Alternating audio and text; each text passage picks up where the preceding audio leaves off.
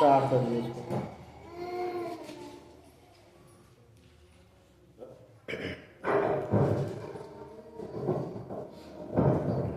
ప్రార్థన చేసుకుంటారు.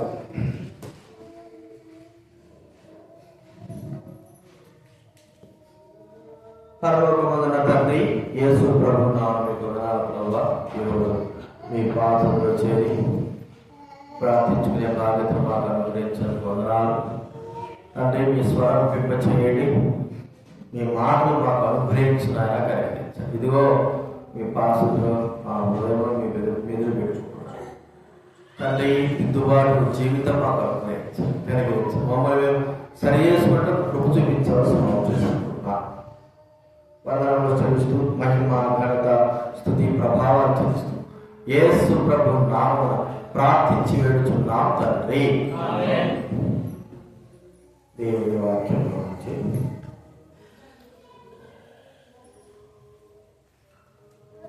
కొరింథీ రాసిన మొదటి పత్రిక 10వ అధ్యాయం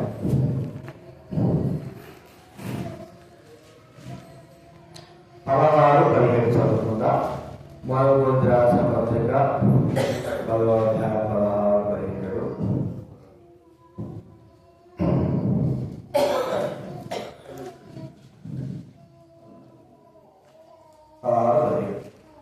మనము దీవించు ఆశీర్వచనము కాకుండా క్రీస్తు రక్తంలో పాల్పుచ్చుకుంటే కదా, మనము విరుచుకుంటే దృఢ క్రీస్తు శరీరంలో పాల్పుచ్చుకుంటే కదా, మనమందరము ఆ ఒకటే రొట్టెలో పాల్పుచ్చుకుంటున్నాము కనుక, రొట్టె ఒకటే కనుక అనేకులమైన మనము ఒక్క శరీరమై ఉన్నాము.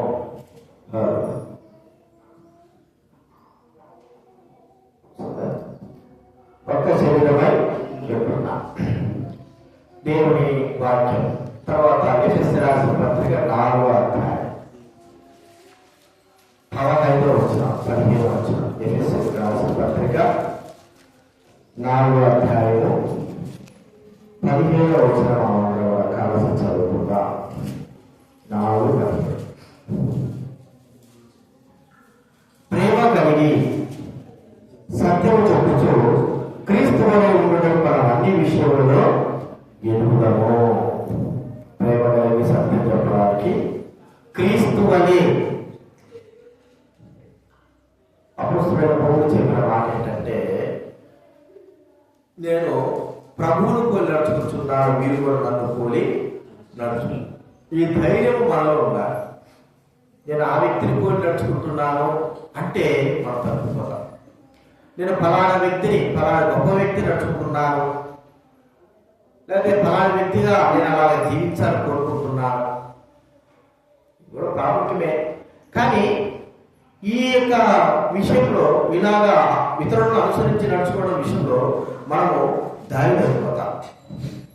అయితే ఇక్కడ మనం చెప్పే మాట ఏంటంటే, పౌలు నేను క్రీస్తును పోలి, క్రీస్తుతో పాటు పరిచయం చేసినటువంటి వారు పేతురు, ఇంకా యాకోబు, యోహాను, ఫిలిప్పు, బర్తోలోమయి చాలా మంది ఉన్నారు. మరి వాళ్ళని పోలి నడుచుకుంటామని ఎందుకు చెప్పలేకపోయాడు?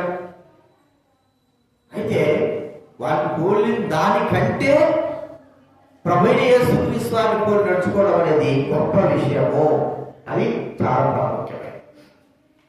కానీ మన జీవితంలో కూడా మనకు పెద్దలుగా ఉంటున్న వారు, దైవమైన వారు, మనకు మాదిరికరంగా దైవమైన వారు ఉంటున్న వారు, గొప్ప గొప్ప వారు ఉంటున్నారు. వారిని పోలి నడుచుకున్న దానికంటే ప్రభువైన యేసుక్రీస్తు వారి జీవితంలో నడుచుకోవడం చాలా ప్రాముఖ్యమైనది అని మనం గుర్తించుకోవాలి. సరే, మనుషులు పోలి నడుచుకుంటే వారి లక్షణాలు ఏంటి, దేవుని పోలి నడుచుకుంటే ఆయన లక్షణాలు ఏంటి? మనుషులు పోలి నడుచుకున్న వారి లక్షణాల విషయంలో కూడా గమనిస్తే, దేవుని పోలి నడుచుకున్న వారు ఆయన లక్షణాలు గమనిస్తే, మనము దేనికి ఎక్కువ ప్రాధాన్యత ఇచ్చి నడుచుకోవాల్సి వస్తుంది. మరి ప్రభువు మనుషులు పోలి నడుచుకుందామని మనం ఆలోచిస్తాం. మనం అందరం మనుషులు పోలి నడుచుకోవడంకే ఎక్కువగా మొదలు వేస్తాం. ఎక్కువగా మనము ఎవరిని పోలి నడుచుకోవాలని ఆలోచిస్తామంటే, మనకు నాయకులుగా ఉన్నవారు, గొప్పవారు, వారి జీవితాలు అనుసరించి నడుచుకోవాలని ఎక్కువగా మనము మొదలు వేస్తాం. కానీ యేసుక్రీస్తు వారిని పోలి నడుచుకోవాలా అన్న దాని విషయమై మనం ఏమిటంటే, అంత లేదులేండి, అంత చేయలేము, అంత నడుచుకోలేము, అంతగా ప్రభువు పోలి నడుచుకునే అంత విశ్వాసం కలిగిన వారు కాదులే అని మనము దాటేస్తాం. కానీ మరి మనుషులు పోలి నడుచుకుంటే వారిలో ఉన్న లక్షణాలు, మరి ప్రభువుని పోలి నడుచుకుంటే ఆయనలో ఉన్న లక్షణాలు, ఏది మనకు ఉపయోగకరమైనది, ఏది మనకు ఆశీర్వాదకరమైనది, ఏది మన జీవితాన్ని సరిగా నడిపించేది అని మనం ఆలోచిస్తే, ప్రభువును పోలి నడుచుకున్న విషయాలే మనము గుర్తుంచుకోవాలి. కాబట్టి మరి మనుషుల యొక్క తత్వ భావం ఎలా ఉంటారు? మనుషులు ఎలా ఉంటారంటే పాపపు లక్షణం కదండి. మనుషులు ఏముంటారు చెప్పండి? పాపపు లక్షణం అంటే, అది నేను పరిశుద్ధుడైనాను కదా, రక్షింపబడ్డాను కదా, మానవ పొందాను కదా, మరి ఆ పాపాలు క్షమించాడు కదా అంటే కాదు. మనము శరీరంలో ఉన్నంత వరకు గుర్తుపెట్టుకోవాలి, మనము శరీరంతో ఉన్నంత వరకు పాపపు లక్షణాలలో అవి మనం వెంబడిస్తూనే ఉంటాయి. వెంబడించినప్పుడు మనం ఏం చేస్తాము? ఒకటి కాకపోతే ఒకటి, అన్ని మనము వెంబడించలేము, అన్నిటినీ మనము దూరం చేయలేము, అన్నిటికీ అంత పరిశుద్ధంగా మనము జీవించలేము. ఈ పాపపు లక్షణాలు అన్నీ కలిసి ఒక్కసారిగా మన మీద పడితే, కనీసం ఒక దాంట్లోనైనా కాకపోతే ఇంకో దాంట్లోనే మనం ఏమవుతామో వాటికి లోబడితే ఆ లక్షణాల యొక్క స్వభావంలోకి వస్తాయి. కారణం ఏంటంటే, మనము శరీరంతో ఉన్నాము. కాబట్టి శరీరంతో ఉన్నంత మాత్రమున మరి మానవుల లక్షణాలు మనం ఒకసారి గుర్తించుకోవాలి. మన లక్షణమే గుర్తించుకుందాం. మనమే ఇతరులకు మాదిరికరంగా ఉన్నప్పుడు, మనలో పాపక లక్షణములు కనబడినప్పుడు మనల్ని అనుసరించేవారు ఏం చేస్తారంటే, అరే ఈ వ్యక్తి నేను అనుసరిస్తున్నానే, కానీ ఈ వ్యక్తిలో ఏముందంటే పాపపు లక్షణము. ఈ వ్యక్తి మంచివాడు అనుకున్నానే, ఈ వ్యక్తి మంచిగా ఉన్నాడు అనుకున్నానే, కానీ ఈ వ్యక్తిలో ఏదో లోప లక్షణాలు ఉన్నాయి. ఈ వ్యక్తిని నేను అనుసరిస్తే బాగుంటుంది అనుకున్నానే, కానీ ఈ వ్యక్తిలో ఏదో లక్షణం. ఏమి లక్షణం అంటే పాపపు లక్షణం. ఎందుకంటే రక్షింపబడ్డా, మానవ పొందా, ప్రభు బిడ్డలైనా, కానీ ఆ వెనువెంట పాపం యొక్క క్రియలు, పాపం యొక్క లక్షణాలు మనల్ని తరుముకోవడం ద్వారా, మన చుట్టూ ఉండడం ద్వారా మనం ఏమైపోతున్నామంటే ఆ లక్షణాలలో ఒకదాంట్లో కాబట్టి ఇంకొక దాంట్లో మనము పడిపోయే వారంగా ఉంటున్నాం. కాబట్టి మానవిక లక్షణం ఏమిటి? పాపము చేయడం, నైజం. మానవిక లక్షణం పాపం చేయడం. మరి ప్రభు నమ్మిన తర్వాత కూడా చేస్తున్నామా అంటే చేస్తాం. అనేకమైన సార్లు మనం ఏం చేస్తాము? ప్రభు నమ్మిన తర్వాత కూడా ఏమవుతాము? పాపము చేస్తాం. మన లక్షణం ఏంటి? ఒకసారి మనం అందరం నిన్ననే కూరగాయలు కోసినారు కదా, అందరూ కూరగాయలు కోసుకుంటారు. కూరగాయల దగ్గర మనము మొట్టమొదటిగా మనం చూసేది ఏంటి? మంచి కూరగాయలు చూస్తాము, తర్వాత దాని రేటు కూడా కనుక్కుంటాం. ముందు మంచిగా ఉన్నారా రేటు చూస్తాం. అంటే మంచిగా ఉన్నంత మాత్రాన 1 కిలోలో 500 పెడితే కొంటావా? కొనం. కానీ దానికంటే తక్కువగా ఉన్న రేటు కానీ వెళ్తాం. అర్థమైనా? పాపం లక్షణం అనేది నేను చెప్తున్నాను. వెళ్తా వాడికి వెళ్ళిన తర్వాత ఆడ కూడా బాగానే ఉంటాయి కూరగాయలు ఉంటాయి, కానీ వాడికంటే ఒక 10 రూపాయలు తక్కువ ఉంటారు. ఆడపోయి ఏమయ్యా ఎంత ఉంది అంటాడు. వాడు చెప్తాడు, ఎంత చెప్తాడు. వెంటనే మన హృదయంలో మనలో ఉన్నట్టు ఒక లక్షణం బయటకు వస్తుంది. చెప్పండి, ఏ లక్షణం? ఆ లక్షణమే ఏమని చెప్తాను వెంటనే? ఆడేమో 100 రూపాయలు ఉంది, ఏడేమో 98 ఉంది, లేకపోతే 90 ఉంది రేటు. ఇక్కడికి వచ్చిన తర్వాత రేటు తగ్గిందని మనకు తెలుసు. తగ్గింది ఆడేదిగా 90 రూపాయలు ఇస్తాడు, 95 రూపాయలు అంటాం. అర్థమైందా? ఈ యొక్క అనుభవాలు ఉన్నాయి లేవా? చెప్పండి. అర్థమైందా? ప్రభుత్వమే అక్కడేది ఇక్కడ 100కి ఇస్తున్నా అంటే మనకు తెలుసు. కానీ ఏడుకు వచ్చిన తర్వాత వాళ్ళు 90కి ఇస్తే ఆడే 90కి వెళ్తాడు. నువ్వేది ఇంకా 95 పెడతావు అంటే ఇంకా తగ్గించడానికి డైరెక్ట్గా అడగం. కానీ ఆ మాట అంటే లక్ష్యం ఆడకపోతే చెప్పండి, పాపం లక్షణం. సమయ సందర్భాలను బట్టి ఆ లక్షణాలు అంటే పాపం మనల్ని అలాగా ప్రేరేపించేదే మనం చూస్తాం. చూడండి, మరి ప్రభు యొక్క లక్షణం ఏమిటి? ప్రభు ఎప్పుడైనా సరే మోమాటం కలిగిన వాడు, అంటే మోమాటం లేనివాడు. ఏదైతే ఉంటుందో పరిశుద్ధ శాస్త్రం వచ్చారు, ప్రభువా మరి నువ్వు మోమాటం లేనివాడు. చూడండి, సువార్తలో చూద్దాం.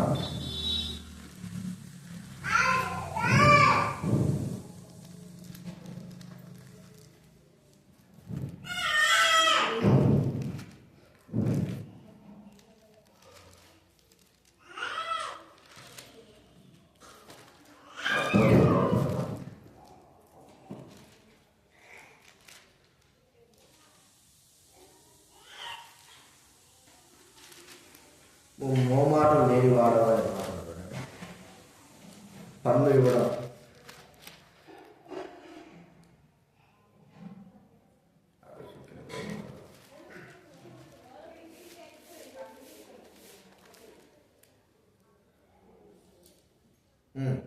మత్తయి సువార్త 22వ అధ్యాయం 15-16 చదువుకుంటా. అంటే పరిశుద్ధత 22-15-16 పాపపు లక్షణం, ఆయనలో పరిశుద్ధ లక్షణం. అప్పుడు పరిచయులు వెళ్ళి మాటలలో ఆయనను చిక్కుపరచవలని ఆలోచన చేయొచ్చు. నీవు సత్యవంతుడవై ఉండి దేవుని మార్గము సత్యముగా బోధించుచున్నావని, ఎవరిని లక్ష్య పెట్టమని, లేనివాడవని ఎరుగుదము. మోమాటం లేదు, సత్యవంతుడు, దేవుడి మార్గం సత్యంగా ఉన్నట్లుగా చెప్పేవాడు, ఇంకా ఎవరిని లక్ష్య పెట్టేవాడు కాదు. మోమాటం లేదు. చూడండి, మన లక్షణానికి ప్రభు లక్షణానికి ఎంత తేడా. మనము ప్రభువునందు విశ్వాసించి రక్షింపబడినప్పటికీ ఆయా సందర్భాలలో పాపపు లక్షణము మన జీవితాల్లో ఉంటా ఉంది. అది మానవునికి ఉంటున్నటువంటి పాపపు లక్షణం. అయితే ప్రభు యొక్క లక్షణాలు ఏంటి? మోమాటం లేదు, సత్యవంతుడు, సత్యంగా బోధించేవాడు, ఎవరిని లక్ష్య పెట్టేవాడు కాదు. ఇంకేముంది? దేవుడి మార్గం సత్యంగా బోధించేటది. కాబట్టి ఇది పరిశుద్ధమైన లక్షణం. ఈ లక్షణం కలిగి ఉండాలంటే దబద్దాలు చెప్పి మోసాలు చేసి ఎన్నో విషయాలు మనం ముందుకు కొనసాగవచ్చు. కానీ పరిశుద్ధంగా, పవిత్రంగా, నీతిగా, యథార్థంగా జీవించగలిగితే మనం ఈ లోకంలో ఉంటామా? చెప్పండి. జీవించగలమా? జీవించాలి, కానీ జీవించగలమా? అర్థమైందా మీరు? జీవించాలి, కానీ జీవించగలమా? మన వల్ల అవుతుందా? అలాగని మరి పరిశుద్ధతలో మనం అవ్వలేకపోతున్నాం కదా, మరి ఈ లక్షణంలో నడిస్తే తప్పే ఉంది అనుకుని వెళ్ళేవారు చాలా మంది ఉంటారు. వాళ్ళరా, అది ప్రభువుకు మాత్రం సాధ్యమైంది. కానీ మనము ఆ ప్రభువు వలె జీవించగలిగితే పరిశుద్ధతలో మనం నిలిచి ఉండాలి. అన్ని వేళలా అన్ని రీతులుగా మనం పరీక్షింపబడుతున్నప్పటికీ మన విషయంలో గుర్తించుకుంటే ప్రభు యొక్క లక్షణ ప్రకారంగా మనం నడవగలిగితే, మనము సత్యంగా నడవగలిగితే, లేక మోమాట లేకుండా ఉండగలిగితే పరిశుద్ధతలో నడుస్తాం. అప్పుడు పాపం మీద లక్షణం మనకు దూరం చేయబడతారు. చాలా మంది మనం ఒకసారి గుర్తిస్తూ ఉంటే ట్రాఫిక్ చాలా పాటించడం కానీ, కుటుంబంలో గవర్నమెంట్కు చెల్లించాల్సినటువంటి ట్యాక్సులు చెల్లించడంలో కానీ, అనేకమైన సార్లు మనం చేసేటువంటి తప్పులలో ఏదో ఒక దాంట్లో మనం ఏమవుతున్నామో తప్పిపోతా ఉన్నాం మానవులో.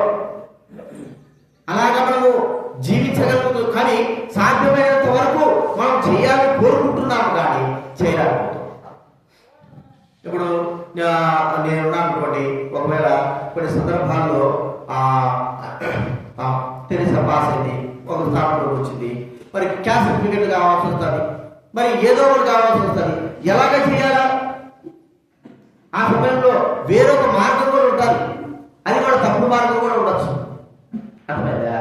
కానీ చెయ్యకపోతే మనకు సీటు రాదు, చేస్తే ఏమవుతుంది? ఇప్పుడు దినాల్లో ఉద్యోగస్తులు ఏం చేస్తున్నారు?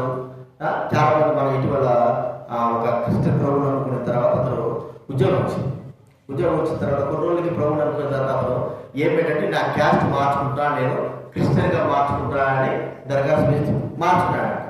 అంతే. ఉద్యోగస్తులు పెద్దవాళ్ళు ఏం చేశారంటే ఆ వ్యక్తి నువ్వు మోసం చేసినావు, నువ్వు ముందు నుంచి క్రిస్టియన్స్వే, ఇప్పుడు ఎస్సీని పెట్టుకుని ఏం చేసినావు?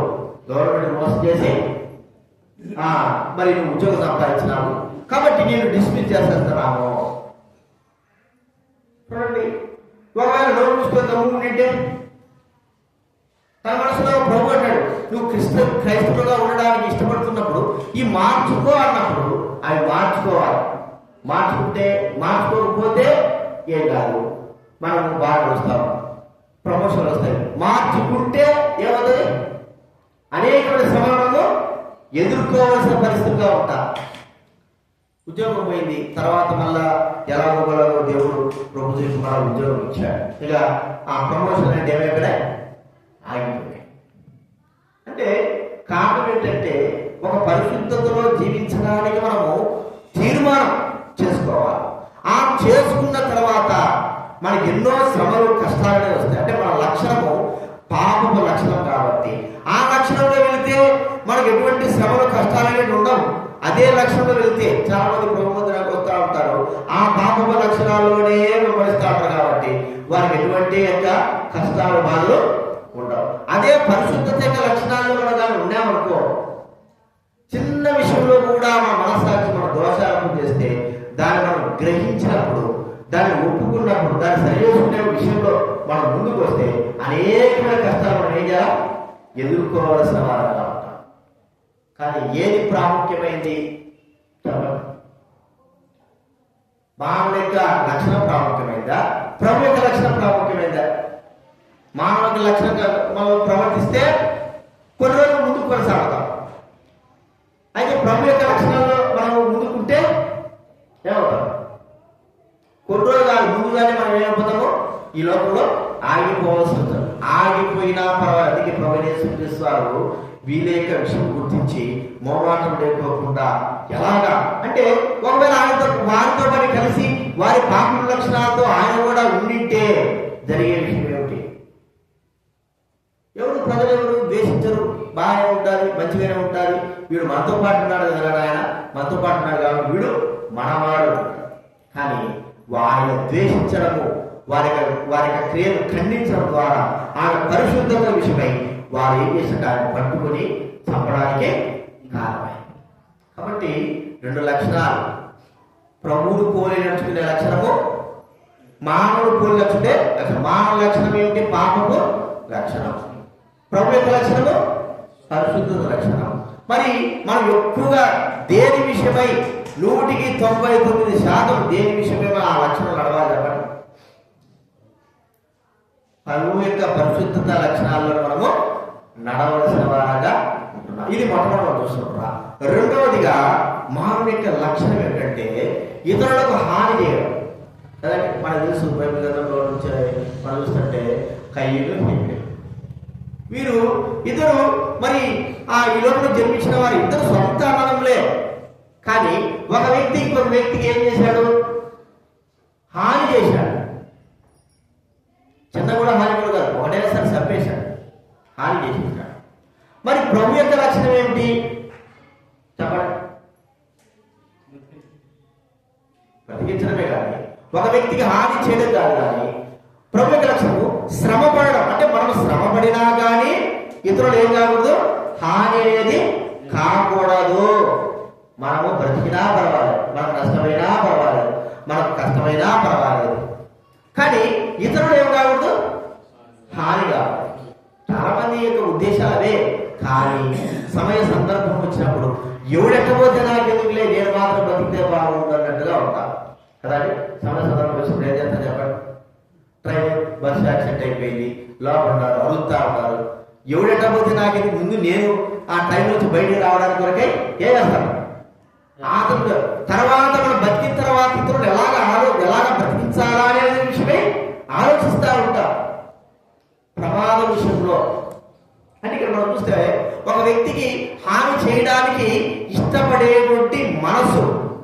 లక్షణాలు మనకు తెలుసు. యోసేపు గురించి మనం చూస్తే అన్నదమ్ములు ఏం చేశారు? యోసేపు ద్వారా ఎటువంటి హాని తన అన్నదమ్ములకు జరగడానికి వీల్లేదు. కానీ ఆ వ్యక్తి యొక్క చెప్పినటువంటి మాటను బట్టి వారు కక్ష పెంచుకున్నారు, ద్వేషం పెంచుకున్నారు. వారు అనుకుంటున్నారు కేవలం కలే కదా అనేటువంటి ఆ మాటతో వారు తీసివేయలేదు. కానీ ఏమో మన మీద గొప్పవాడు కావచ్చేమో, వీడు చెప్పిన మాట నిజం కావచ్చేమో అన్న ఉద్దేశంతో ఏం చేశారంటే ఈ వ్యక్తిని చంపాలా. చూడండి అక్కడికి వెళ్ళిపోయింది. మరి యోసేపు వచ్చారు, అన్నదమ్ముల వస్తే కొట్టారు, ముందు బట్టలు తీసేశారు. తర్వాత ఏం చేశారు? ముందుగానే ఆలోచించారు, సంపాదన ఆలోచించారు. కానీ దేవుడు ఏదో విధంగా తప్పిస్తున్నాడు. చివరికి వారు హాని చేయడానికి కొరకై మరణం కాకుండా ఒక వ్యక్తిని గొడవలో పడేశారు. గొడవ పడేసి ఒక రోజు ఇచ్చారా, 2 రోజులు ఇచ్చారా తెలియదు, కానీ గొడవలో పడేశారు. తర్వాత ఆలోచన వచ్చింది, ఎందుకు వీళ్ళు సభ్యత వస్తారు, వీళ్ళు అమ్ముకొని మనం డబ్బు సంపాదించుకోవచ్చు కదా అని వాడు అమ్మేసి సొంత తమ్ముడిని అమ్మేసి డబ్బు సంపాదించుకొని ఆ వ్యక్తికి చాలా కీడు, దాసులుగా ఉండడానికి కొరకే అమ్మేశారు. ఎంత హాని చేయడానికి చాలా మంది ఈ దినాల్లో దైవుడు అనిపించిన వారు ఏం చేస్తారంటే హాని చేయడానికి ఇష్టపడేవారు కాబట్టి హాని చేస్తారు ఒకరికొకరు. మరి నేనేం చేయలేదయా అంటే మన యొక్క ప్రవర్తన ద్వారా వారికి హాని కలుగుతూ ఉంటుంది. ప్రియమైన వారి కదా మనం ఒకసారి గుర్తించుకో, యేసు ప్రభువారు హాని చేయాలి అనుకుంటే ఇశ్రాయేలు దాకా ఎప్పుడో హాని చేసేవారు. హాని చేయాలనుకుంటే పరిశీలన శాస్త్రులు వారిని ఆయన హతం చేయాలనుకుంటే ఎప్పుడో హతం చేసేవారు. లేకపోతే ఆయనకు విరోధంగా ఉన్న వారిని ఏదో విధంలో వారికి నష్టం కలగజేయాలనుకుంటే ఆయన ఎప్పుడో నష్టం కలగజేసేవారు. కానీ ఆయన యొక్క గొప్ప గుణం ఏంటంటే నేను నష్టపోయినా పర్వాలేదు, వీరు నష్టం పడకూడదు, నేను బాధపడినా పర్వాలేదు, వీరు బాధపడకూడదు, నేను శ్రమపడినా పర్వాలేదు, వీరు శ్రమపడరు. ఇది లక్షణం. మా లక్షణం ఏంటి? మనకు హాని చేయకపోయినా హాని చేసేటువంటి లక్షణాలు ఉంటాయి. మనకు బాధ కలగలేకపోయినా బాధ కలగజేసే లక్షణాలు ఉంటాయి. మనల్ని బాధ పెట్టకపోయినా ఇతరులను బాధ పెట్టే లక్షణాలలో ఉంటున్నాయి. చాలా మంది వారి జీవిత లక్షణాలు ఒక మాట చెప్తే దాని బాధలు గుర్తిస్తే అంటే మనం ఒక కోణంలో ఆలోచిస్తే ఎట్లుంటారంటే ఒక మాట గుర్తించుకోండి. షిమి వచ్చాడు. షిమి వచ్చి దాని మరాలు మరి తన కుమారుడు భయపడేద్దాం. షిమి వచ్చి రాటు కొడతా ఉన్నాడు, దుమ్మెద వేస్తున్నాడు, చేసి పోరాడు నువ్వు చేస్తున్న కుదరడు ఇవ్వబడినట్టు అయిపోయిందని దూషిస్తాను. సరే అక్కడ ఉన్నటువంటి సైనికులు అన్నారు, ఒక్కసారి నువ్వు ఆజ్ఞ ఇస్తే నేనేం చేస్తాను, తాగాల్సిపోతావు, ఎందుకు మీరు ఊరికి కుక్కరాలు వస్తున్నాడు అంటే లేదు వాడిని దేవుడు క్షమించబడాలని క్షమించాడు.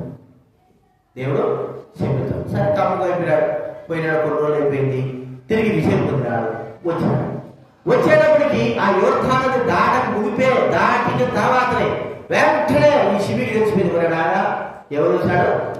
రాదు, మళ్ళీ ఎలా వచ్చారా, మళ్ళీ నా భర్త పడతాడు, నేను ముందు పోయి ఏం చేయాలి, ముందుగానే క్షమాపణ పరుగోపై వెళ్ళేసి కాలం పడిపోయా, నన్ను క్షమించి ఏదో బుద్ధితో మాట్లాడాడు, నన్ను క్షమించాడు.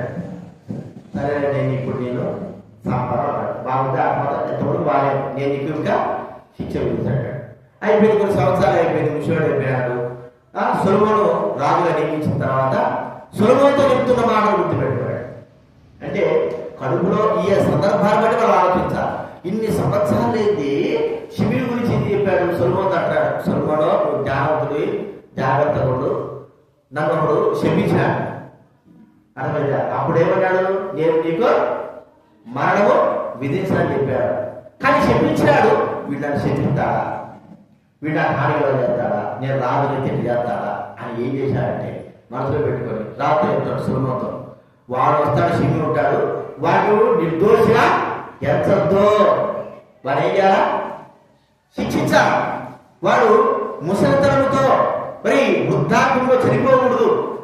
ఎందుకంటే అభిషేకింపబడిన వ్యక్తి నన్ను శపించాడు వాడు. చూడండి, ఈ సందర్భాలు ఒకసారి వస్తే ఇలాంటి సందర్భాలు మనకి ఎన్నో వచ్చుంటాయి. ఎంతో మంది మనకు హాని చేసుకుంటారు. హాని చేసినప్పుడు మనం ఏం చేస్తాము, పైకి మాత్రం బాగానే ఉంటారు, కానీ వారి యొక్క మరి మరణాన్ని కోరుకునే వారంగా ఉంటారు. అంటే అర్థం ఏమిటి, హాని చెయ్యనట్టు కనబడుతూనే మనం ఏం చేస్తాం చెప్పండి? హాని చేసేవారుగా ఉంటున్నాం. మరి ప్రభు విషయమైతే ఆయన హాని చెయ్యడము కానే కాదు, ఎదురుగా ఆయన హాని చేసేవారు ఉన్నప్పటికీ, హాని చేయడానికి ఆయన ఎన్ని విధాలుగా మరి పరిస్థితులు ఉన్నప్పటికీ, ఎంత మాత్రం విస్కృతుగా కానీ ప్రజలకు కానీ ఎవరికి కానీ ఆయన హాని ఎంత మాత్రం చేయలేదు. ఇది గొప్ప లక్షణం. ఈ లక్షణం మనం కలిగి ఉండాలి. బైబిల్ గ్రంథంలో ఉంది, ఒకడు మనకు హాని చేసినా కూడా వాడికి మనం ఏం చేయాలా? మేలే చేయాలి. కీడు చేసినా మేలే చేయాలి. మన మీద ఎంత దుర్మార్గంగా ప్రవర్తించినా మేలే చేయాలి. అది దైవుడి యొక్క లక్షణం, క్రీస్తు లక్షణం. అది నా హాని చేసిన అంటున్నాడు, ఇంటన్నాడు, అలా చేశాడు, ఇలా చేశాడు. ఈ హాని అనేది మన జీవితంలో కూర్చున్నా అంటారా? ఈ జీవితంలో ఏమిది? ఒకడు మనకు హాని చేసిన మనం ఏం చేయాలి? హాని చేయాలా? మేలు చేయాలి. అర్థమైందా? వాడి వ్యక్తి మనకు హాని చేశాడు, కానీ ప్రభు అన్నాడు, పగ తీర్చుండు నా పని నేను చేస్తాను. ప్రిమిటి వాడారా? మరి యోసేపు హాని చేశాడా మేలు చేశాడా? అన్నదమ్ములకి చూడండి ఎలాంటి గుణం అది. యోసేపు చేసిన గుణము అది దైవ లక్షణము. తన అన్నదమ్ములు తనకి ఎంత హాని చేశారో చంపడానికి కూడా వెనుకాడని అన్నదమ్ములని వారందరూ వాళ్ళ కుటుంబాలందరూ పెట్టుకొని వారి జీవితాంతం కూడా పోషించి అన్నం పెట్టి వారిని బతికించాడంటే ఎంత మేలు చేశాడు. అంటే మనం చెప్పండి, యేసుక్రీస్తు వారికి గుణ లక్షణాలతో ఉన్నాయి. ఆ లక్షణాలు మనకే ఉంటాయి. అది దేవుని యొక్క లక్షణం. ఈ లక్షణం లేకపోతే మనం అంతా కూడా వ్యర్థమే. కాబట్టి ప్రేమ వాళ్ళని గుర్తించుకుందాం. రెండోదిగా ఏం చేయాలా? హాని చేసే లక్షణాలు మనలో ఉన్నాయి, కానీ మరి ఇక్కడ చూస్తే శ్రమించే శ్రమ, కష్టపడే లక్షణాలు ప్రభులో ఉన్నాయి. హాని చేసిన వారిని క్షమించి వారిని ప్రేమించే లక్షణాలు ప్రభులో ఉన్నాయి. కానీ మన లక్షణాలు ఏమిటి? హాని చేసే లక్షణాలు. ఈ లక్షణాలు మంచిదా? లేదా వాడికి చేశాడు కాబట్టి వాడికి అవసరం ఉంది, దేవుడు వాడిని శిక్షిస్తాడు. ఒక్కోసారి ఈ లక్షణం కూడా అంటే మనం ఆలోచిస్తే వేరే వేరే లక్షణాల కంటే అందరూ చాలా దుర్మార్గుడుగా ఉంటాడు, మోసగాడుగా ఉంటాడు. మనకు రాధా మనోహర్ కానీ, కరుణాకర్ సుగుణ కానీ, అనిల్ కానీ వీళ్ళందరూ నా టీవీలో వస్తా ఉంటారు. దుర్మార్గంగా ఉంటున్నారు. యేసుప్రభు తండ్రిని ఎంత దుర్మార్గంగా ఉంటున్నారో. వారు ఎవరికి హాని చేస్తున్నారు? కొన్ని విధాలుగా చూస్తే మనకు హాని చేస్తున్నారు, ప్రభువుకు అడ్డుకరంగానే ఉంటున్నారు. అలాంటి వారు నశించిపోవాలా, సామాన్య కోరుకుంటావా? చెప్పండి. కోరుకునే వారు కూడా ఉంటారు. ఎందుకు? వీడు తెస్తే మంచి ఉంటారు, వీడు తెచ్చాడు అంత బాగుంటారు, వీడే కదా ప్రేరేపించాడు. కానీ కోరుకోకూడదు. ఎందుకంటే వాడు ఈ దినాన కాకపోయినా ఒకవేళ ప్రభు వాడిని దర్శిస్తే మరో దినాన నిజంగా ప్రభు దృష్టిలో ఉంటే వాడు రక్షింపబడచ్చు. కానీ వాడు చచ్చిపోయాడు అనుకో, అర్థమైందా?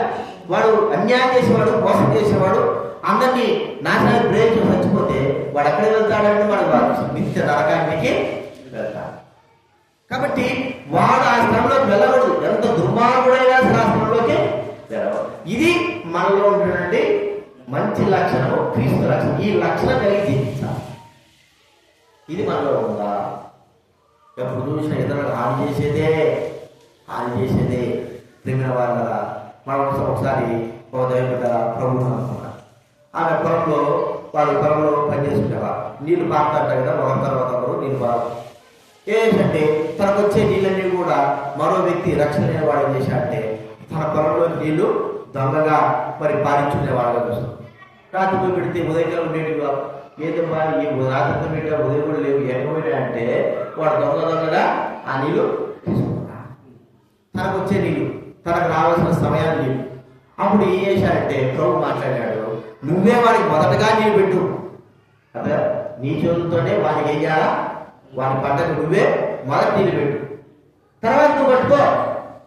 ఆ మాట చెప్పినప్పుడు అలాగే ఏం చేశాడంటే మొదటగా ఆ వ్యక్తి ఏ వ్యక్తి తన హాని చేస్తున్నాడు ఆ వ్యక్తికి మొదటగా నీళ్ళు పెట్టిన తర్వాత ఈ వ్యక్తికి నీళ్ళు పెట్టుకున్నాడు. వీడు వచ్చాడు దొంగ 5 గంటలకు 2 గంటలకు వచ్చి చూద్దాం ఆ నీళ్ళు ఎట్లున్నాయి పాదించుకుందాం వస్తే అక్కడ తన యొక్క పొలాలు ఏమున్నాయి? నీళ్ళు ఉన్నాయి. అరే నేను 2 సార్లు మోసం చేసినా కూడా ఈ వ్యక్తి నాకు ఏం చేశాడు? మేలే చేశాడు, కీడు నాకు చెయ్యలేదు. కీడు చేయడానికి తనకు సమయం ఉంది, కీడు చేయడానికి ఉంది, కానీ తను కీడు చేయలేదు, నాకు మేలు చేసినాడు, అప్పుడు మార్చబడుతూ వచ్చాడు. అది దైవ బిడ్డల యొక్క లక్షణం. మానవ లక్షణం ఏమిటి? కీడు చేశాడు కదా వాడు, నాకు వీళ్ళకి ఏం కావాలా? వీరి మతం కావాలా, వీడి నాశనం కావాలా, వీడికి ఇద్దరిది కావాలా. కానీ దైవం యొక్క లక్షణం ఏమిటి? వీడు కీడు చేసినా కూడా వీడు అత్యధికంగా ఆశీర్వపడాలనే లక్షణం మనకు పెరుగుతారు. అది ఆ లక్షణం మనలో ఉందా? మనం కీడు చేసిన వారు, ఎంతో కీడు చేసిన వారు కూడా బాగుపడాలనే లక్షణం మన హృదయాల్లో ఉండాలి. ఇది రెండవ మనం చూస్తుంటాం. మూడవదిగా అంటే ఎలాంటి లక్షణం అంటే మానవ లక్షణం. మనం మాత్రం బాగుంటే చాలు, ఎవడెంత పోతే మనకి అర్థమైందండి. నేను నా కుటుంబము బాగుంటే చాలు, ఎవరు ఎలాగైనా కూడా. కానీ ప్రభు యొక్క లక్షణం ఏమిటి? ఆయన మూల లక్షణం ఏమిటి? అందరూ బాగుండాలి. అందరూ బాగుండాలంటే అందరూ బాగుండాలంటే ఆశ ఉండొచ్చు, కానీ అది ఊరికి పై పెదవులతో వచ్చే మాట కానీ లోపలితో వచ్చే మాట కాదు. అందరూ బాగుండాలంటే ఒకవేళ నేను నాశనమైనా పర్వాలేదు, అందరూ బాగుంటే చాలు అనేటువంటి దృక్పథం మన హృదయాలు ఎప్పుడైనా వచ్చిందా? తెలుసా కదా, మీరందరూ బాగుంటే చాలయా, నేను ఎట్టకపోతే నాకెందుకు అనుకోవడం ఎప్పుడు అనుకున్నావా? ఏమనిపించదా? కనీసం అనుకునేవా? ఇది దేవుడికి ఎరక, ఈ మాట దేవుడికి ఎరకే. ఇది చెప్పండి, అందరూ బాగుండాలి, నేను ఎక్కడ పోయి నాశనమైనా పర్వాలేదు అనేటువంటి లక్షణం మనలో ఒక్కసారి వచ్చింది. కనీసము సగం మంది చచ్చినా పర్వాలేదు, నేను సగం మందిలో బాగుంటే సార్ అనుకుంటాం. అదేనా? సగం మంది బాగుపడిన వాళ్ళలో నేనుంటే చాలే అనుకుంటా. అందరూ బాగుపడకపోయినా పర్వాలేదు, కొద్దిగా బాగుపడినా కూడా నేనుంటే చాలే అనుకుంటా. చూడండి, ప్రభు యొక్క లక్షణం అలాగా, అందరూ బాగుండాలని చనిపోయినా పర్వాలేదు. ఆయన అందుకే అందరి కొరకే తన ప్రాణాన్ని అర్పించినాడు, అందరి కొరకు అర్పించాడు. ఇది మనం గుర్తించాలి. ఆయన ఒక్కటి చనిపోతాడు, ఆ లక్షణమే పౌరులో ఉండాలి. అర్థమైందండి. ఇప్పుడు ఎట్లాగా చూడాలి? కొరింథీ రాసిన పత్రికలో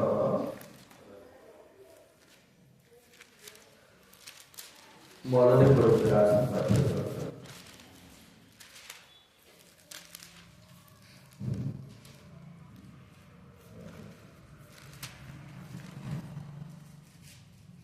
క్షమించాలి, రోమా రాసిన పత్రిక 9వ అధ్యాయం 1-3 వరకు చదవండి. నాకు బహు దుఃఖములు నా హృదయంలో మానవి విధాలు కలవు. క్రీస్తునందు నిజమే చెబుతున్నాను, అబద్ధ మాట లేదు. పరిశుద్ధాత్మ నా మనస్సాక్షి నాతో కూడా సాక్ష్యం ఇస్తున్నది. సాధ్యమైన ఎడల సహోదరుల కొరకు, నా సహోదరుల కొరకు క్రీస్తు నుండి వేరే శాపగ్రస్తుడనై ఉండకూడదును. దేహ సంబంధులైన నా సహోదరుల కొరకు క్రీస్తు నుండి వేరే నేను శాపానికైనా ఉంటాను పర్వాలేదు, కానీ వారు ఏం కావాలా? బాగున్నా కదండి. కానీ హృదయాభిలాష, ఇంకా ఎలాంటి అభిలాష? అదే రోమపత్రిక 10:1 సహోదరులారా, ఇశ్రాయేలు రక్షణ పొందవాలని నా హృదయాభిలాష, వారి విషయమై నేను దేవుని చే ప్రార్థనై ఉన్నది. ఎలాంటి అభిలాష? తన సహోదరులైన వారు కదండి, మరి రక్షింపబడాలా, వారు బాగుపడాలా, వారందరూ బాగుండాలా. మరి నేను నాశనం అయిపోతానంటే నాశనమైనా పర్వాలేదు, వారు మాత్రం బాగుండాలి. ఒక్క వ్యక్తి అనేకులు బతకడానికి కొరకై, అనేకులు చావకుండా ఉండడానికి కొరకై ఒక వ్యక్తి చచ్చిపోతే సాలే అంటే ఆ వ్యక్తి ఎవరిని అంటే మనం వస్తామా? చెప్పండి, మనం ఉంటామా? మనం అలాగా చేయగలమా? నేనే చావాయా, నువ్వే చచ్చిపో, నీకేదో నువ్వు చచ్చిపో, బాగుండాలని కోరుకుంటాను కానీ నేను చచ్చిపోతా అని నువ్వు ఒక్కడు చచ్చిపోతే అందరూ బతుకుతారా? అంటే నేను కావాలా, నువ్వే చచ్చిపో నాకేంటి? అలాంటి లక్షణం కలిగిన వారు మనం. అయితే ప్రభు అంటున్నాడు, నేను చచ్చిపోతాను, అందరూ చదువుతారు, మీరందరూ బతికితే కాదే చాలు, నేను చచ్చిపోయినా పర్వాలేదు. చూడండి ఎంత దుఃఖం కలిగిన పౌరు విషయంలో కూడా అంతే. నా సోదరులు రక్షింపబడితే చాలు, వారు రక్షణ కొరకై నేను మరి నరకానికి వెళ్ళాల్సినటువంటి పరిస్థితి ఏర్పడినా పర్వాలేదు, అంతమంది నిత్య నరకంలో వెళ్ళకోకుండా వారందరూ జీవులో ప్రవేశించి నేను ఒక్కడే నరకానికి వెళ్ళాలి అని ఉంటే అలాగే వెళ్తా వారి కొరకే. ఎలాంటి లక్షణం ఇది చెప్పండి? అందరూ బాగుండాలా, నేను ఏమైనా పర్వాలేదు, అర్థమైందండి? అది మన లక్షణము. మనం మాత్రం బాగుండాలా, ఎవరు ఎక్కపోయినా మనకెందుకు అవసరం లేదు. చూడండి, మానవ లక్షణానికి దేవుడి లక్షణానికి ఎంత తేడా ఉందో. మరి దైవ లక్షణం కలిగిన మనము ఏ లక్షణంతో ఉంటున్నాం? వెంబడించాలి కదా. ప్రభువుని వెంబడించాలంటే అందరూ బాగున్నా పర్వాలేదు, నాకు నష్టమైనా పర్వాలేదు, నాకు కష్టమైనా పర్వాలేదు, కానీ వారు బాగుంటే నాకు వచ్చాను. వారి బాగు కోసం నువ్వు నష్టపోతావా అంటే నష్టపోతాను. కారణం ఏమో ప్రభు కొరకే నేను నష్టపడాల్సి వస్తుంది, నష్టపడతాను. మరి నువ్వు శ్రమ అనుభవిస్తావు, లేకపోతే నశించిపోతావు అంటే అయినా పర్వాలేదు. అందుకే కదా అపోస్తలులు పౌలు కానీ పెద్దలు కానీ గొప్ప గొప్ప వాళ్ళు కానీ ఎందుకు నరపాక్ష పక్షుల దగ్గరికి లేదా నశింపజేసే వారి దగ్గరికి వెళ్ళి సువార్త ప్రకటించడానికి ఆయన చచ్చిపోతాను, కుటుంబం చచ్చిపోతాను, చచ్చిపోయినా పర్వాలేదు, వాళ్ళు రావాలి. నేను చనిపోయినా పర్వాలేదు, వారు చాలు. చూడండి, మనం గుర్తిస్తే విలియం ఖేరీ ఈ లోక ఇక్కడికి వచ్చాడు. 2వ సంవత్సరం దాటిపోయిన వచ్చి 3వ సంవత్సరాలు లండన్ నుంచి వచ్చాడు, భార్య పిల్లలతో వచ్చాడు. కొన్ని రోజులకే ఆయన పెద్ద మంచి అప్పట్లో కట్టిన ఇల్లులు ఉన్నాయి కదా, ఆ ఇళ్ళలో ఉన్నారు. వారు తెచ్చుకున్న డబ్బంతా అయిపోయింది. ఇక అయిపోయింది.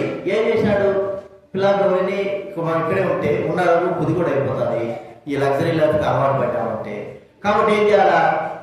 ఈ ప్రజలు రక్షింపబడాలి అంటే నేను నా కుటుంబం నశించిపోయినా పర్వాలేదు.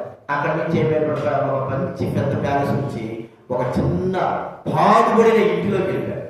ఇప్పటికైనా గుర్తుపెట్టుకోండి, కలకత్తాలో సుమారు 200 సంవత్సరాల ఇల్లులు ఉన్నాయి, చెక్కు జరగలు ఉన్నాయి. 1800 సంవత్సరంలో మద్రాసులో 18 సంవత్సరాలు కట్టిన ఇల్లు కూడా ఉన్నారు. మెయిన్ రోడ్లో ఉంటారు పెద్ద. 18 సంవత్సరాలు అంటే 200 సంవత్సరాలు దాటాడు. కానీ పాడుబడి ఇంట్లో వెళ్ళడానికి ఇష్టపడ్డాడు. వాళ్ళ భార్య అంటా ఉంది, ఎందుకు నీకు ఇంత తిప్పలు ఎందుకు? ఏమన్నా లండన్లో లేక ఇల్లు లేక అవసరం లేదు, పదప్ప. అరే మన కొరకు కాదు ముఖ్యమో, ఈ దేశస్తుల కొరకు, వీరి కొరకే చావడానికే ఇష్టం. కొన్ని రోజులకి కొడుకు తెచ్చిపోయాడు, చిన్నవాడు తెచ్చిపోయాడు. చనిపోగానే మన వెంటనే మరి భార్య పిచ్చిదే. మరి అప్పుడే భార్య మాట విని తన సొంత విషయమై ఆలోచించి తాను వెళ్ళిపోయింటే బ్రతుకుండేవాడు కదా. ఎందుకొరకై మరి భారతదేశం కొరకు వచ్చి అంత శ్రమ పొందాల్సి వచ్చిందంటే, నేను నశించిన నా కుటుంబం నశించినా పర్వాలేదు, ఈ దేశము నశించదు. భార్య పిచ్చిది అయిపోయింది. కొన్ని రోజుల తర్వాత భార్య కూడా చచ్చిపోయింది. అంత అయిపోయినా చివరికి ఆ వ్యక్తి ఎన్నో విధాలుగా మరి బయట నుంచి లోపల నుంచి ఎన్నో విధాలుగా మరణాపాయాలు వచ్చాయి. కానీ నశించినా పర్వాలేదు, నేను మాత్రం అక్కడికి వెళ్ళను, ఇక్కడే ఉంటాను. ఉన్నాడు. 40 సంవత్సరాలు ఇక్కడ సేవ చేశాడు. ఈ దినాన మనం ఒక విధానంలో మంచిగా ఉన్నాము అంటే, కొంత ఆచార పద్ధతులు వేమలు ఉన్నాయంటే 100% విలియం ఖేరీ యొక్క రావడం. సతీ సహగమనం తీసేసినాడు. మనకు బ్యాంకులు వచ్చినాయంటే డబ్బులు కుప్పలు పెట్టుకుంటున్నామంటే అక్కడ చూసినాడు. ఆ బ్యాంక్ అయింది. ఇప్పటికీ పోస్ట్ ఆఫీసు, మొట్టమొదటి పోస్ట్ ఆఫీస్ మేము పోయి చూసించినాము, అక్కడే మొట్టమొదటి పోస్ట్ ఆఫీస్. మనకు ఈ యొక్క హైబ్రిడ్ విత్తనాలు, ఉల్లగడ్డలు కావచ్చు, టమాటాలు కావచ్చు, ఇవన్నీ ఎట్టు వచ్చినాయి? ఆయన తీసుకొచ్చాడు. పేపర్ పెన్ను ఎక్కడి నుంచి వచ్చింది? ఆయన ఇచ్చాడు. ఇప్పుడు మన ముద్రేవుడి పుస్తకాలు కానీ ఇవన్నీ వచ్చాయంటే ఎవరికి? ఆయన ప్రింటింగ్ ప్రెస్ తీసుకొచ్చి చేశాడు. ప్రింటింగ్ ప్రెస్ తీసుకు బైబిల్ మరి చేశాడు. తయారు చేసిన తర్వాత దొంగలు వచ్చి ఆ ప్రింటింగ్ ప్రెస్ కాల్చి పారేశారు. ఏం లేకుండా రూపురేఖ లేకుండా ఎంతో కష్టపడి, ఎన్నో దినాలు కష్టపడి అన్ని భాషల్లో బైబిల్ చేతితో రాసి పెడితే అంతా కూడా పోయి మళ్ళా ప్రారంభించాడు. ఎందుకు లేరు ఆయన, నేనుంటే ఎండగాలిపోయి నన్ను నేనైనా బ్రతికించుకుంటా అని అనుకోవాలి. మళ్ళా మొదలుపెట్టాడు. మళ్ళా ప్రింటింగ్ ప్రెస్ మంచిది తెప్పించాడు. మళ్ళా చేశాడు గొప్పగా. ఇప్పుడు ఈ పరిస్థితుల్లో క్రైస్తవులుగా చర్చిలుగా ఉన్నాయి అంటే కాలేజీలు ఉన్నాయంటే, బైబిల్ సొసైటీలు ఉన్నాయంటే, బైబిల్ ముద్రింపబడుతున్నాయంటే ఎవరిది విజయము? నేను నశించినా పర్వాలేదు, లేదా నేను నశిస్తే వద్దు, నేను నశించకూడదు, వాళ్ళు ఎట్టపోతే నాకెందుకు అని కూడా ఆయన కడకి తిరిగి వెళ్ళిపోయి ఉంటే ఇది నా మనకి ఇంత స్వాతంత్రం వచ్చేది కూడా అని మనం గుర్తించుకోవాలి. కాబట్టి మన యొక్క లక్షణం ఏమిటి? నేను బాగుంటే చాలు, ఎవరంటే పోతే అన్నట్టు లక్షణమే మంది. కానీ నేను బాగలేకపోయినా పర్వాలేదు, అందరూ కూడా రక్షింపబడాలి, అందరూ కూడా బాగుండాలనే లక్ష్యమే దేవుంది. ఆ లక్షణంతో అట్టుటనే ఇంకో మాట చూస్తే, యోనా గురించి మనం ఆలోచిస్తే, యోనా 20,000 కంటే ఎక్కువైనటువంటి ప్రజలు ఉన్నారు, నిన్నవే ప్రజలు. వాళ్ళందరూ చావాలనే కోరుకుంటున్నాడు కదా. యోనా నువ్వు ఎప్పుడు తప్పుతావా వాళ్ళతో, దుర్మార్గులు, మోసగాళ్ళు. కానీ దేవుడి యొక్క లక్షణం ఏమిటి? వారు శ్రమింపబడాలా, బతకాలా. యోనా లక్షణం ఏమిటి? మానవ లక్షణం. ఏమో తప్పు చేశారు, ఎంతమంది తప్పినా వీళ్ళు సత్యం ఇప్పుడేమన్నా ఆ భూలోకానికి బరువు తగ్గుతారు కదా, సంపత్తు కదా అన్నట్టుగా మాట్లాడుతున్నాడు. కానీ లేకపోతే సరే వాళ్ళందరూ సంపత్తి, నన్ను ఒకరు తప్పు, వాళ్ళ కొరకే నేను చచ్చిపోతానే, నన్ను ఒకరు తప్పు అని అంటాడా? వాళ్ళు సావాల్సిందే అంటాడు. కానీ దేవుడి లక్షణం ఎలా ఉంది చెప్పాడు? వారు క్షమాపణ పొంది రక్షింపబడాలా. ఇది లక్షణం. ఈ లక్షణం వల్ల ఉందా? 3 లక్షణాలు చెప్పాం కదండి. మొత్తం ఏ లక్షణం అండి? పాపపు లక్షణము. అయితే ప్రభు యొక్క లక్షణం ఏంటి? పరిశుద్ధత, మోమాటం లేనిది, సత్యమైనది. ఈ లక్షణం. మరి పాపపు లక్షణం నడిస్తే మనం చక్కగా నడుస్తూనే ఉంటాం, బాగానే ఉంటారు. కానీ పరిశుద్ధత లక్షణాలు నడిస్తే ముందుకు వేయగలమా? అర్థమైందా? ముందు వేయగలమా? అడుగు వేయగలమా? వేస్తామా? ఉంటామా? జీవిస్తామా? మన వల్ల అవుతుందా? ఏదో 2 రోజులు అవుతారు, తర్వాత మన వల్ల. కానీ ఆయా సందర్భాల్లో మనం ప్రయత్నిస్తూనే ఉన్నాం. కానీ ఆయా సందర్భాల్లో మనం అనేకమైన సార్లు పాప లక్షణాలను మనం ఏం చేస్తున్నామో నడుస్తూనే ఉంటున్నాం. కాబట్టి ప్రభు క్షమాపణ కోరుకుంటాం, దేవుడు క్షమిస్తున్నా. రెండోది ఏం చేస్తున్నాం? ఏ లక్షణం? హాని చేసే లక్షణం కదా. ఇతరులను మన శ్రమ పడడం కాదు, ఇతరులకు హాని కావాలంటే లక్ష్యంతో ఉండదు. వారి కొరకే మనం శ్రమ పడతాం, మన శ్రమ పర్వాలేదని కాదు. ఇతరులకు హాని చేసేటువంటి లక్షణం, మనం చెయ్యకపోయినా కూడా చేసే లక్షణాలు ఉంటున్నాయి. అది మనం గుర్తించుకోవాలి. చూడండి, మాకు తెలిసినటువంటి ఒక విశ్వాసం ఇద్దరు, వాళ్ళ వాళ్ళ భార్య యొక్క మామ, వాళ్ళ భార్య విశ్వాస మామ వాళ్ళు ఏం చేశారంటే అక్కడున్న స్థలం వాళ్ళ తల్లి స్థలాన్ని అక్కడ వాళ్ళ అక్కకే అమ్ముకున్నారు. వాళ్ళకి వచ్చిన భాగాన్ని 3 భాగాలు అమ్మేసుకున్నారు. అమ్మేసుకున్న తర్వాత ఏం చేసిందంటే, తన పిల్లలు 3 కూతురు కాబట్టి 3 కూతులకి 3 ఇల్లులు కట్టించేసి 3 పేరు రాసేసింది. అందులో ఒక ఇల్లు ఏవైతే ఒక అతను మామూలుగా ఉన్నాడు, ఒక ఇల్లు కట్టుకున్నాడు, సందులో కట్టుకొని ఇది కూడా నాదే అంటాడు. వాళ్ళ మామ కట్టేసుకున్న తర్వాత ఇది మా నాన్న సొత్తు అని పెద్ద వాళ్ళు పిలిపిస్తాడు. అందరికి వీళ్ళమ్మ ఏం చేసిందంటే దానికి పట్టా ముట్టించేసింది. పట్టా ముచ్చేసి పట్టా అనేది వాడి ఆడపిల్ల పట్టా తీసుకురామని చెప్పి, సరే ఆడికి గమ్ము ఉంటాడా? అనాథములు 3 ఉన్నారు. 3 అనాథములు వచ్చి ఇల్లు కట్టుకోకుండా కట్టిన ఇల్లు పైన విశ్వాసం వచ్చాడు ఇంట్లో వేసుకుంటే ఆమె చూస్తున్నారు, పెద్దవాళ్ళతో ఫోన్ చేపిస్తారు, వాళ్ళతో ఫోన్ చేపిస్తారు, కట్టకుండా చేస్తున్నారు. కనీసము ఈ వీళ్ళు వాళ్ళు హానే చేయలేదు. కానీ ఎప్పుడు చూసినా హాని చేయాలి. మళ్ళీ ఎవరిలో మామూలు కాదు, పాటలకు వచ్చి బల్ల పంచేటువంటి వాళ్ళు, పాటలు పాడేటువంటి వాళ్ళు మామూలు కాదు ఎవరు. అదే ఇంత చేస్తే అవసరమా ఉంటే అది మాది, మా తాతకాలని, ఈ తాతకాలని నువ్వే అమ్ముకున్నావు, ఈ స్థలాన్ని మీ అక్కకే అమ్ముకున్నావు, అమ్ముకునే తర్వాత నువ్వు ఎక్కడ ఆమె పట్టా చేస్తున్నది. అయినా ఊరుకుంటారా? ఇల్లు శాపేసాడు. మొన్నటి వరకు కూడా, పోయినా కూడా శాపేసేంత వరకు కూడా ఎన్నో రాజకీయాలు, వాళ్ళు పిలిపించి వీళ్ళు పిలిపించి, ఆ రాజకీయాలు ఈ రాజకీయాలు అందరూ పిలిపించి ఎన్ని చేసినా కూడా కుదరదు. చివరికి వాళ్ళు ఎట్లా పడ్డారు? న్యాయం పక్షుంది కాబట్టి శాపేసేస్తున్నారు. అంటే మనం ఆలోచిస్తే ఇతరులకు నష్టం చేయడమే గుణం. ఒక లోకస్తుడు అబ్బాయి చేస్తాడు. దాని కూడా మనం ఏం చేయాలి చెప్పండి? మనం శ్రమపడినా పర్వాలేదు, ఆ వ్యక్తికి మంచిదే. 3వ ఏం చూసి వచ్చా చెప్పండి? 3వ ఏం చూసినా ఏం చూపించాను? అందరూ బాగుండాలి, కానీ నేను మాత్రమే బాగుండాలనేది మన సిద్ధాంతం. అందరూ బాగుండాలనేది ప్రభు. కానీ ఆ ఉద్దేశంలో మనం ఉండలేకపోతున్నా. నేను ఉంటే చాలు, నేను నా కుటుంబం బాగుంటే చాలా, ఎవరెట్టపోతే నాకే, ఎవరెట్టపోతే. పౌలు ఆత్మ సంబంధంగా ఆలోచించలేకపోయాడు. ఒకవేళ నేను నశించినా పర్వాలేదు, ఇన్ని వేల మంది నిత్య జీవనంలోకి ప్రవేశించకుండా ఆగిపోతే నేను నశించినా పర్వాలేదు, వారు మాత్రమే కావాలా, వారందరూ బాగుండి ప్రభులో ఉండాలా. యేసుక్రీస్తు దగ్గర నేను సచ్చిన ఒక్కరు తెచ్చుకున్నా పర్వాలేదు, వీళ్ళందరూ ఏం కావాలా, రక్షింపబడాలి. అయితే యోనా యొక్క గుణము అందరూ కావాలా, నేను మాత్రం బతకాలి. చూడగా మన జీవితం కూడా అలాగే ఉందా? ప్రియమైన వారి మానవ లక్షణానికి దేవుడి లక్షణానికి ఎంత వ్యత్యాసం. ప్రభు నమ్మిన తర్వాత మనము ప్రభు యొక్క లక్షణాల్లో మనము నడుచుకోవడానికి ఎంతగా అయితే మనం ప్రయత్నం చేయాలి, అంతగా ప్రయత్నం చేయాలి. నడవాలి, ఖచ్చితంగా నడిచితేరా. మరి నడుచుకున్నప్పుడు ఎదుర్కోవాల్సిన కష్టాలు ఎన్నో ఉంటాయి. వాటన్నిటిని మనం ఏం చేయాలి, అధిగమిస్తూ ముందుకు కొనసాగాలి. కాబట్టి దేవుడి పోలి నడుచుకోవాల్సిన వారంగా మనం ప్రార్థన చేసుకుందాం.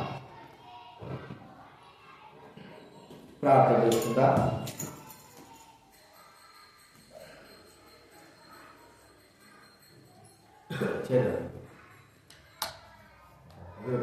ఇదే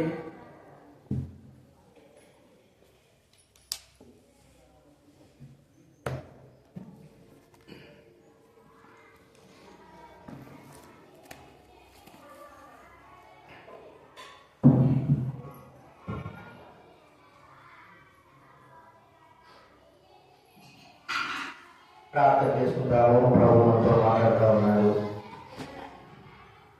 ఆ లక్షణం మనకు తెలుసు, మానవ లక్షణం మనందరం కూడా. అయితే ప్రభు యొక్క లక్షణం కూడా మనకు తెలుసు. ఆయన లక్షణమే మనకు తెలియకుండా అపుస్తల పౌరులుగా క్రీస్తు నడుచుకుంటున్నాం. వారిని వీళ్ళు పోయి చూసుకుని క్రీస్తునే కూడా నడుచుకుంటున్నారు. మనం ఎవరు కూడా నడుచుకుంటున్నాం. ఒకవేళ అలా నడుచుకోవచ్చేమో, కానీ చెడును మనం తీసుకొని మంచి వదిలిపెట్టేవారు. కానీ ప్రభువు కూడా నడుచుకుంటే చెడే లేదు, అంతా మంచి. మరి ఆయన కూడా నడుచుకోవాల్సినప్పుడు త్యాగం చేయాల్సి వస్తారు, కష్టపడాల్సి వస్తారు, శ్రమపడాల్సి వస్తారు. మరి నీతిగా సత్యంగా ఉంటే మనకు ఎటువంటి లాభాలు ఉండవు. అయినప్పటికీ ఉన్నప్పుడు దేవుడు ఆశించేవారుగా ఉంటాడు. మనం ఒక్కరినే బాగుండాలి కాదు, ప్రభు యొక్క మార్గం అందరూ బాగుండాలి. ఆ తాత్పర్యంలో మన జీవితాలు రావాలి. కాబట్టి ప్రభువును కూడా నడుచుకుంటే మన జీవితంలో ఎంతో అపసరులు నడుచుకున్నారు, అలా ఉండాలంటున్నారు, మనలో ఉండమంటున్నారు. అలాంటిగా తీర్మానం చేసుకుని మనం ప్రభుత్వంలో మనలో యోగ్యంగా చేయాలి. ప్రేమల తండ్రికి స్తోత్రాలు.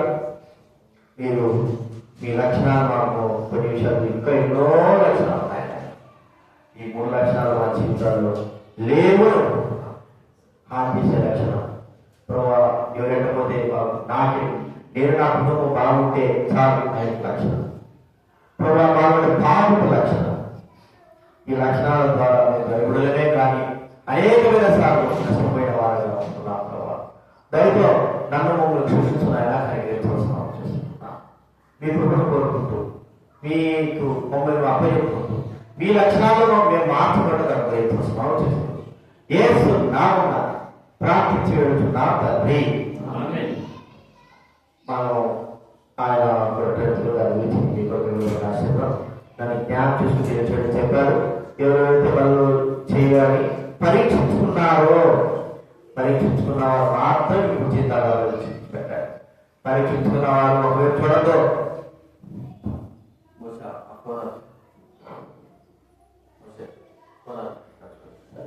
పరీక్షించుకున్న వారు మాత్రమే ఇప్పుడు జీతాలుగా పైకి చూపించి పెట్టండి.